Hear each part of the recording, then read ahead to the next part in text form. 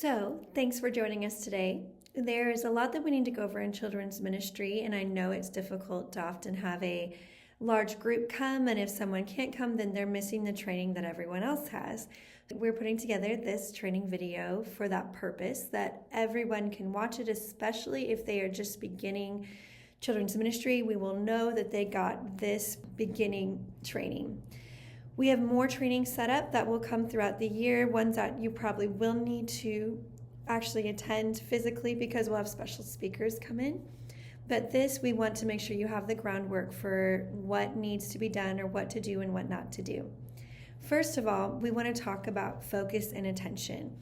With children, it's especially with our youngest or just a big group of kids. Honestly, it doesn't matter what age. We have to have our full attention. Keep your phone on vibrate. Put it in your pocket. Please do not be on it during service or any class that you're teaching. Unless it's an emergency, you're welcome to check it throughout the time, but do not be on it, playing on it, even if you're in the nursery and there's no children there yet.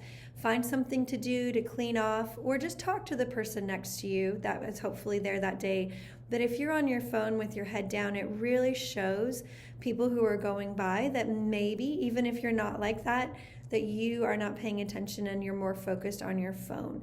And we don't want to have that be something that's seen of Muskogee First Assembly in our care for children. We want people to know that we are vigilant and that we're doing our best to see everything. We do have cameras in our building, which are a great gift, but they're not going to prevent anything from happening. They're just going to help us maybe understand a situation. If we missed something, didn't see all the details, we can go back and look at it. But it is not going to prevent things. And your job as a leader in the children's area is to help prevent and work hard to make sure that if something is happening, to step in, get it stopped, and to help those children problem solve that situation.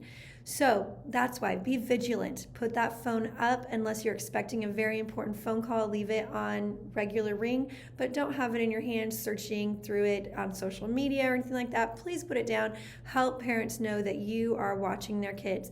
And if you have just a couple kids and you're like, hey, I may not need to be as focused, play with those kids. Make a good connection with them. Relationship is key. You impress them from a distance. You impact them up close.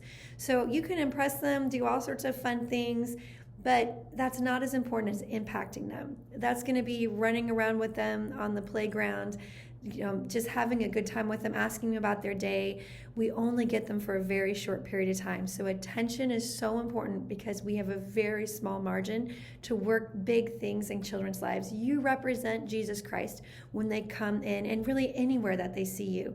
So let's have our attention on full blast and let's make the most of any opportunity to work with our children. The other thing we want to make sure we're really focused on is making sure that we're positive. There's a lot of research that has been done. Most parents, praise the Lord, are speaking positive into their children. They're telling them, yes, you can do it. No, you're great. Don't worry about it. Keep trying. The moment that it really solidifies in a child or any person that maybe they were right about something negative about themselves or how they've been feeling about themselves negatively is when someone outside of the home, especially an adult, someone in authority, speaks that same type of negativity over them. Because most children figure out after a certain period of time, my parents are probably going to say nice things about me because they're my parents. But then when someone else walks in and says some of the same similar negative things they might be hearing from peers and maybe even another teacher, and if they hear that from someone who represents Jesus Christ to them, when they walk into the church building, something negative about them, we have to be so careful about our correction of children. We want to make sure that we're sandwiching things with them, such as Billy's running around being crazy and you've asked him to stop screaming all over the playground. You stop Billy and say, Billy, hey, what's going on? I asked you 3 times. Billy, I know that you're a great listener, but right now you're not listening.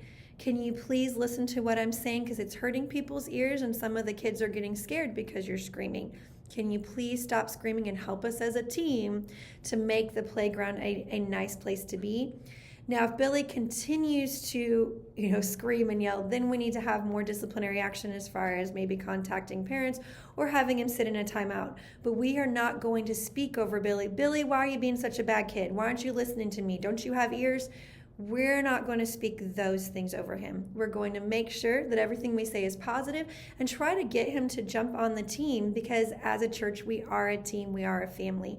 So we want him to understand that when we're being loud on the playground, we're also hurting the church as a whole, because other people are feeling nervous and scared because of the loud noises. And so bring them in that way and make sure you always speak positive of them. Say, Billy, I'm just glad that you're part of our church. Thank you for helping us with this.